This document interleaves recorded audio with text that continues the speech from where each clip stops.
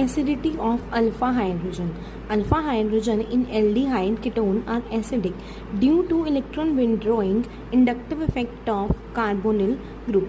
Withdraw electron from adjacent carbon carbon bond, alpha carbon बन जाता है हमारा इलेक्ट्रॉन डेफिशिएंट।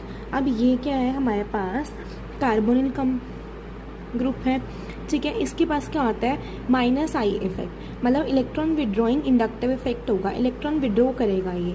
जब ये इलेक्ट्रॉन विड्रॉ करेगा तो जो ये कार्बन है ये है हमारा अल्फा कार्बन, ये भी अल्फा कार्बन। अल्फा कार्बन कौन सा होता है, जो हमारा कार्बोनिल ग्रुप के बिल्कुल साथ लगा हो, ये अल्फा कार्बन, ये अल्फा कार्बन। और जो अल्फा कार्बन के बाद लगा हुआ है उसको क्या कहेंगे हम, बीटा। अगर आगे भी कार्बन लगे होते हैं यहाँ पे तो गामा एंड सो ऑन, ठीक है। ये है हमारा कार्बोनिल कंपाउंड। कार्बोनिल कंपाउंड क्या करता है, इलेक्ट्रॉन विड्रॉइंग इफेक्ट होता है, तो ये क्या करेगा, इलेक्ट्रॉन खींचेगा। ये कार्बन से क्या आएंगे, इलेक्ट्रॉन इस कार्बन पे जाएंगे, ठीक है। अब इसके पास जितने थे वो इधर चले गए। अब कार्बन, ये वाला कार्बन क्या है, 3 बॉन्ड है इसके पास, हमारे पास हाइड्रोजन के, तो ये क्या करेगा, इन हाइड्रोजन से भी क्या लेगा, कार्बन लेगा, ताकि ये इस कार्बन को भेजे, ठीक है। तो इसकी जो हाइड्रोजन के साथ जो बॉन्ड होता है वो क्या आ जाता है, वीक हो जाता है, ठीक है।